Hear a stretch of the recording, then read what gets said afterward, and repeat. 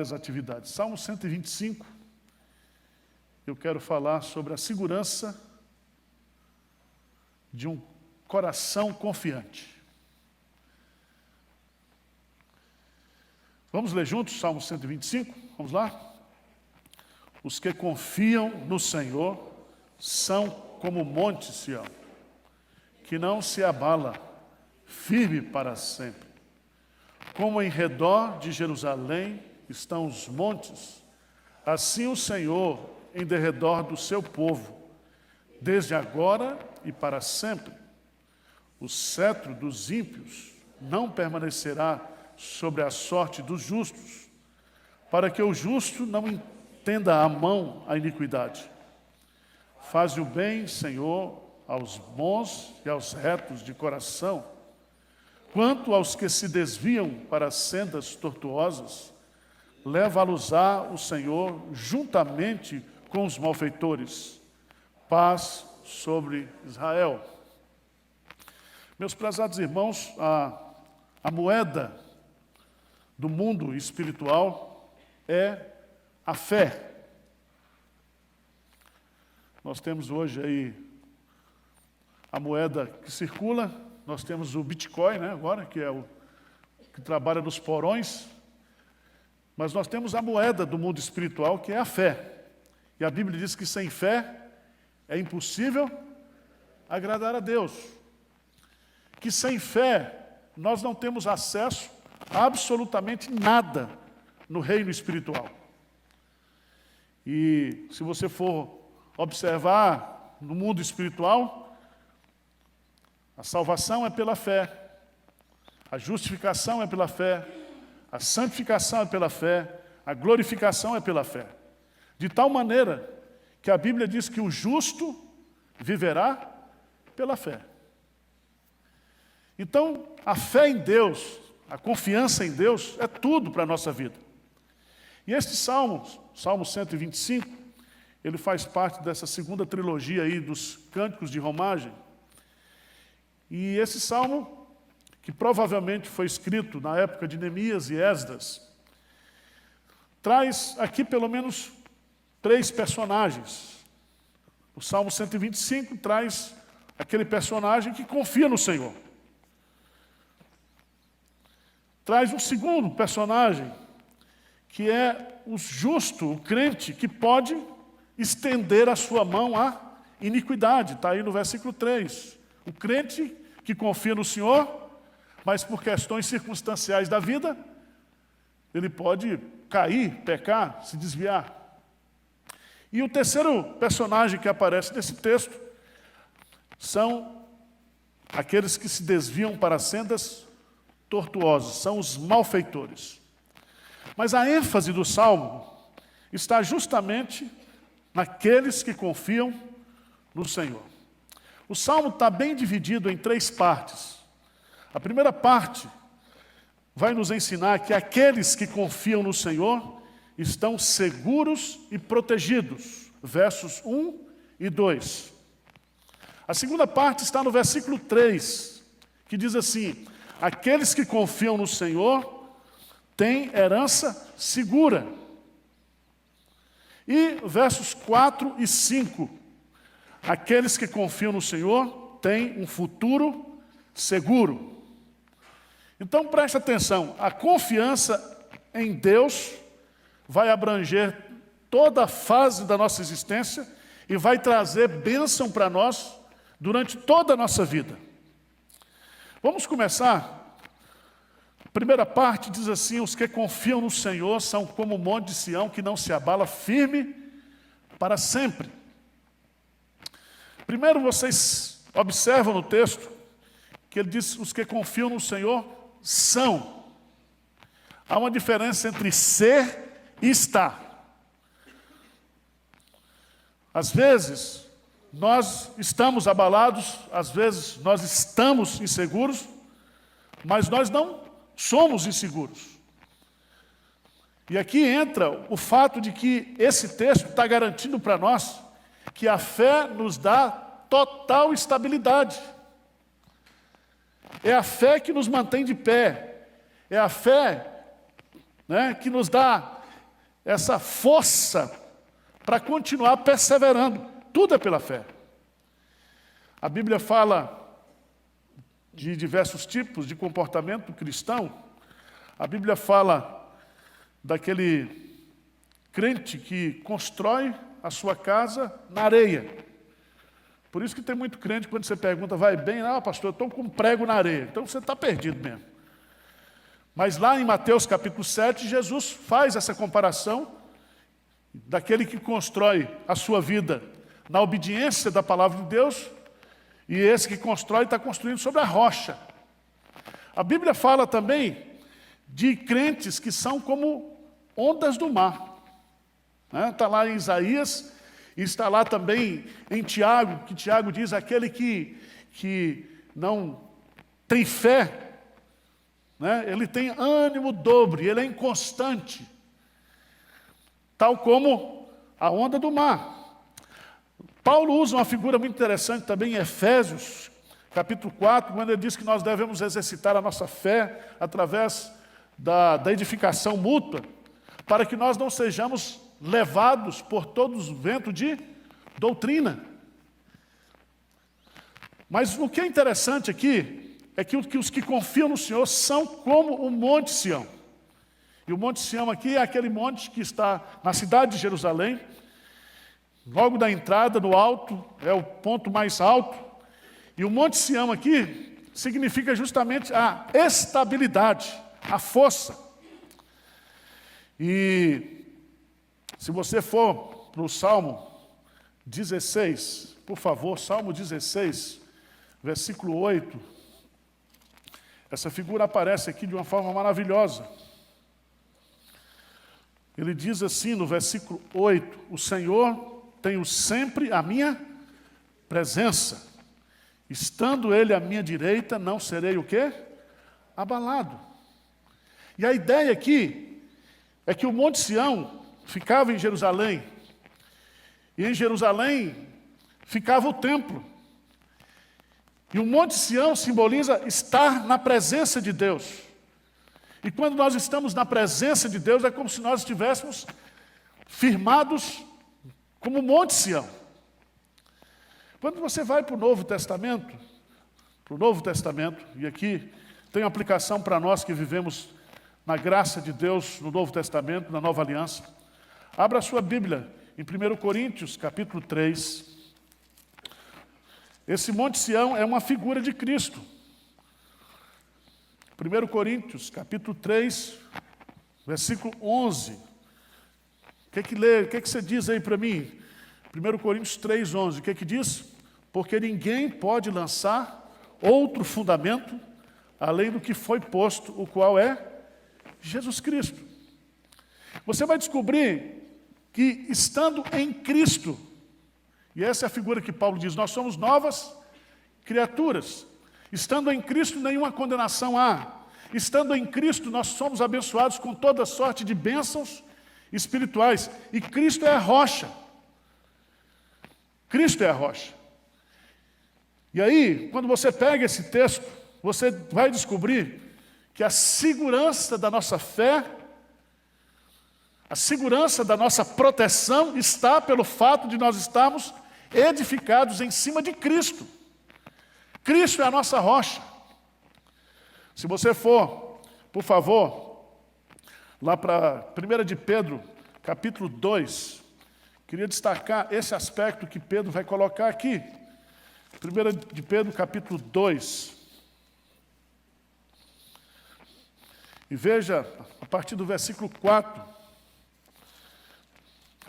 1 Pedro 2, a partir do versículo 4. Quer ler comigo? Vamos ler até o versículo 8 aí juntos. O que diz? Chegando-vos para ele, a pedra que vive, rejeitada sim pelos homens, mas para com Deus, eleita e preciosa. Também vós mesmos, como pedras que vivem, sois edificados casa espiritual, para serdes sacerdócio santo, a fim de oferecerdes sacrifícios espirituais agradáveis a Deus, por intermédio de Jesus Cristo. Por isso está na Escritura, eis que ponho em Sião uma pedra angular, eleita e preciosa, E quem nela crê não será de modo algum envergonhado. Para vós outros, portanto, os que credes, é preciosidade. Mas para os descrentes, a pedra que os construtores rejeitaram, essa veio a ser a principal pedra angular. E pedra de tropeço, e rocha de ofensa. São estes os que tropeçam na palavra, sendo desobedientes, para o que também foram postos. Veja, Deus põe em Sião uma pedra o quê? Angular, que é Cristo. E aí, meus amados irmãos, toda a nossa segurança, toda a nossa proteção, toda a nossa estabilidade não está em nós mesmos. Nós somos frágeis, nós somos, muitas vezes entramos em colapso espiritual, muitas vezes entramos em crise espiritual, mas a nossa segurança está no fato de que nós estamos na rocha, que é Cristo Jesus. E é tão interessante, porque o texto vai dizer: não se abala, firme para sempre. Segurança da nossa salvação. Uma vez salvo, uma vez regenerado, uma vez santificado, nós estaremos firmes para sempre. Aquele que começou a boa obra em nós vai concluir essa obra. Você pode passar por crise, você pode passar por dificuldades, mas a garantia que nós temos é que nós iremos perseverar na fé até o fim. Agora, irmãos, veja a beleza da linguagem do poeta. Como ele diz: como em redor de Jerusalém estão os montes, assim o Senhor em derredor do seu povo, desde agora e para sempre. Se você for a Jerusalém, você tem a cidade, tem o Monte Sião, mas Jerusalém já fica no monte.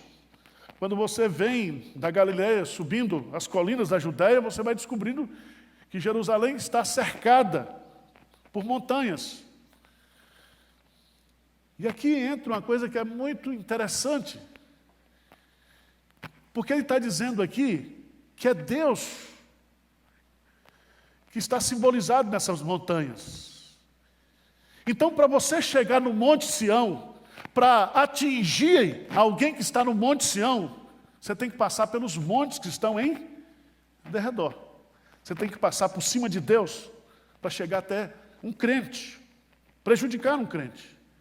E a ideia é tão bonita que ele vai colocar assim como em derredor de Jerusalém. Aqui significa todos os lados de Jerusalém, cercado. Deus está ali cercando.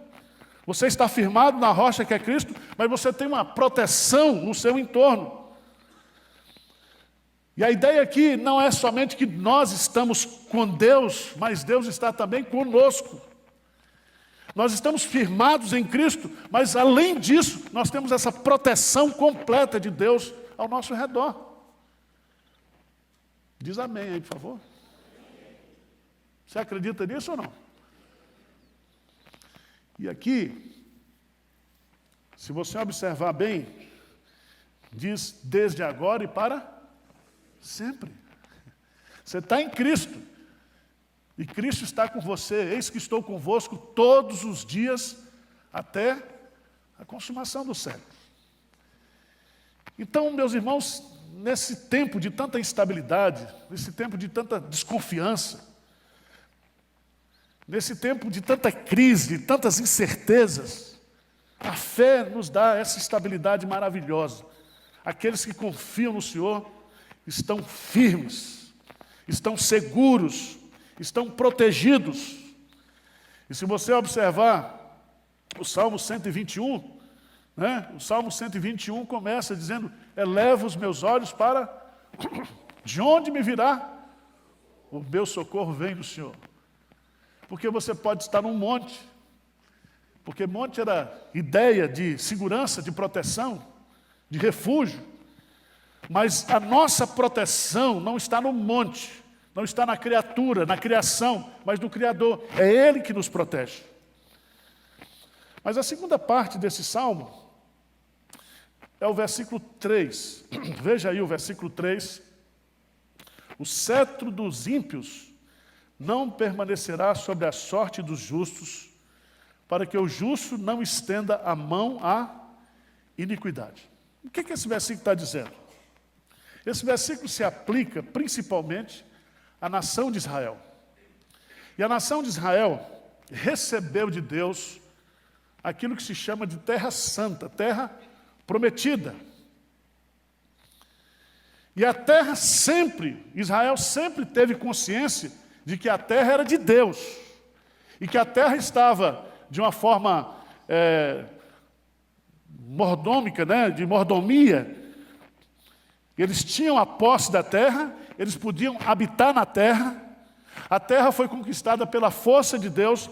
Eles tinham uma aliança com Deus que está estabelecida com Moisés, que eles habitariam naquela terra e que eles seriam abençoados por Deus naquela terra.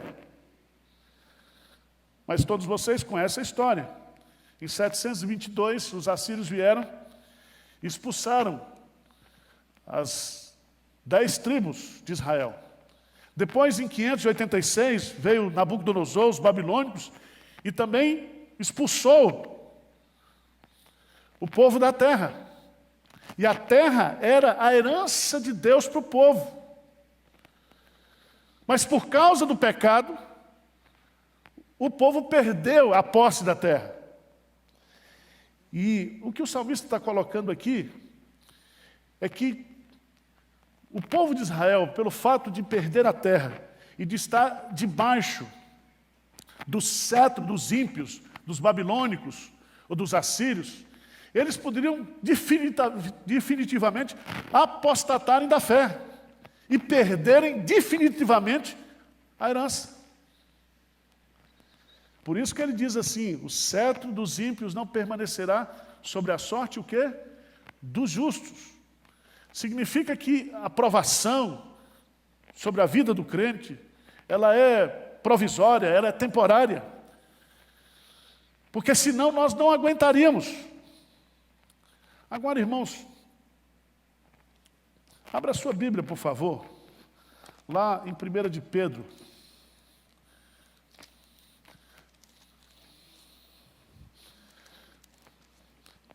E aí capítulo 1.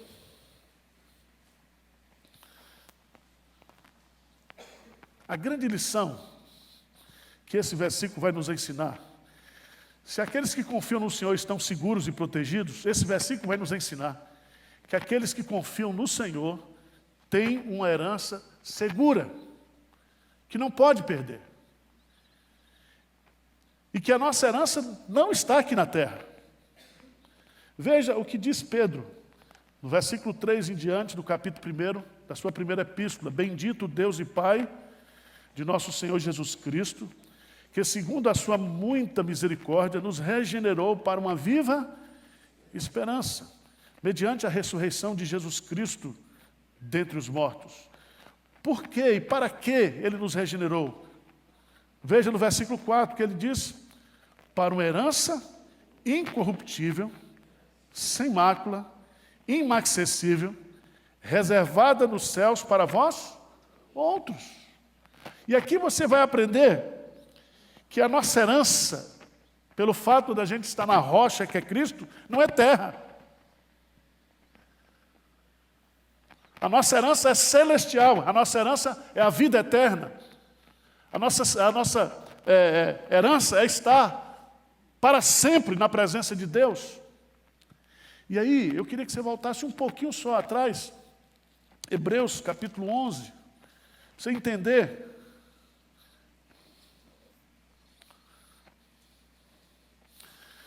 Os heróis da fé, a partir do versículo 13, diz: todos estes morreram na fé, sem ter obtido as promessas, vendo-as, porém, de longe, saudando-as, e confessando que eram estrangeiros e peregrinos sobre a terra, porque os que falam desse modo manifestam estar procurando uma pátria. E se na verdade se lembrasse daquele de onde saíram, teriam a oportunidade de voltar. Mas no versículo 16, mas agora aspiram a uma pátria o quê? Superior, e isso celestial. Por isso Deus não se envergonha deles de ser chamado seu Deus, porquanto lhes preparou o quê? Uma cidade. Não é a terra de Jerusalém, não é a terra da Palestina, não é o Monte Sião, não é a terra que mana leite e mel, mas os crentes do Antigo Testamento também, pela fé, eles aspiraram a uma pátria, o quê? Celestial. E o que é bonito lá em Pedro, é que além de nos dar a herança, no versículo 5, ele diz que sois guardados pelo poder de Deus, mediante o quê? A fé. Então, o que me dá proteção, o que dá segurança, o que dá garantia de que nós vamos herdar essa terra prometida do céu, essa herança celestial, é a fé. Nós confiamos em Deus, e essa confiança em Deus faz com que essa herança esteja segura para sempre. Mas voltando aqui para o texto, irmãos, do Salmo 125, vem a última parte do Salmo, e o salmista faz uma oração. Ele diz assim: faze o bem, Senhor, aos bons e aos retos de coração. Quem são esses bons e retos de coração que ele coloca aqui? São os perfeitos? Não existe. Todos nós somos pecadores. Mas a ideia aqui é que aqueles que têm a fé, aqueles que confiam no Senhor, esses são chamados de bons e de retos de coração. Quantos aos que se desviam para as sendas tortuosas, levá-los-á, Senhor, juntamente com os malfeitores. Presta atenção, que aqui ele está nos mostrando que aqueles que confiam no Senhor, além de estarem seguros e protegidos, além de terem uma herança eterna, nós temos um futuro também seguro, porque Deus está na frente, Deus está no futuro, e nós chegaremos lá. E o que é interessante nesse texto é que fazer o bem, irmãos, fazer o bem para o crente é a coisa mais normal, é uma consequência da sua fé. A fé sem obras é morta. Então, fazer o bem, praticar o bem, é uma consequência da fé, é uma evidência da fé. E ele diz assim: você que é crente, viva sem tramas, viva tranquilo, viva a sua fé, pratique as boas obras, porque Deus, Ele vai julgar o mundo com justiça. E todos nós compareceremos perante o tribunal de Cristo para acertar as nossas contas. E aí, se você observar bem, eu queria destacar 2 versículos apenas. O primeiro está lá em Mateus, capítulo 7.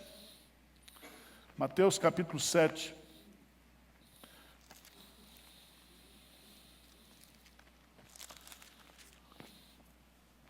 A partir do versículo 21, né? Até o versículo 23. Vamos ler juntos, Mateus 7, 21, 23. O que diz aí? Nem todo o que me diz entrará no reino dos céus, mas aquele que faz a vontade de meu Pai, que está nos céus. Muitos naquele dia hão dizer: Senhor, Senhor, porventura não temos nós profetizado em Teu nome? E em Teu nome não expelimos demônios? E em Teu nome não fizemos muitos milagres? Então lhes direi explicitamente: nunca vos apartai-vos de mim, os que praticais o quê? A iniquidade. Deus conhece aqueles que são seus. Deus conhece aqueles que têm fé verdadeira e genuína. E o destino desses que têm fé está preservado, está guardado, está seguro. Não há como nós perdermos a nossa herança eterna, não há como nós nos desviarmos do caminho. Mas lembre-se o que Paulo coloca lá em 2 Coríntios 5, 10. 2 Coríntios 5, 10, eu quero encerrar lendo esse versículo com os irmãos. 2 Coríntios, capítulo 5, versículo 10. Vamos lá? Juntos? Porque importa que todos nós compareçamos perante o tribunal de Cristo, para que cada um receba segundo o bem ou o mal que tiver feito por meio do corpo. Irmão, se tem uma coisa boa no Evangelho, é que a responsabilidade, ela é o quê? Pessoal. E que cada um vai prestar contas de si mesmo. E aqui, para o cristão, ele sendo absorvido no juízo final acerca da sua fé em Cristo Jesus, haverá o julgamento também dos galardões, das boas obras, onde nós seremos julgados por aquilo que nós o quê? Fizemos. E fizemos por meio do corpo. Significa que as nossas atitudes, os nossos atos, eles serão prestados contas a Deus. Aquilo que nós falamos, aquilo que nós fizemos uns para os outros. E às vezes a gente fica numa preocupação muito grande de ficar cuidando da vida dos outros, olhando para a vida dos outros, querendo prestar conta da vida dos outros. E a responsabilidade que nós temos diante de Deus, ela é pessoal, ela é individual. Por isso que o salmista, ao terminar, ele diz, olha, o Senhor faz o bem, Senhor, para os restos de coração, quanto aos que se desviam para as sendas tortuosas, leva-los ao Senhor juntamente com os malfeitores. Presta atenção que a teologia aqui está correta. Se Deus nos leva para junto dele, para a presença dele, também Deus leva-los os ímpios para distante dele. Significa que Deus tem o controle de todas as vidas. Para onde nós iremos, está tudo debaixo do controle de Deus. Mas ele termina com uma bênção. Qual é essa bênção? Paz sobre Israel. E a palavra paz aqui é a palavra shalom, que envolve bênçãos espirituais, bênçãos materiais. É a verdadeira paz de Deus sobre o Israel de Deus. Por uma razão muito simples. Porque o Salmo começa com confiança, os que confiam no Senhor. Esses que confiam no Senhor terão também a paz do Senhor. A fé traz segurança, traz paz, traz tranquilidade. Jesus disse, no mundo tereis aflições, mas tende bom ânimo. Eu venci o mundo. Essas coisas vos tenho dito, para que vocês creiam em mim. E eu não sei como é que está o seu coração, a sua vida, mas a mensagem de hoje é muito simples. A segurança de um coração confiante. Esses 3 benefícios que a fé no Senhor traz para a vida do crente.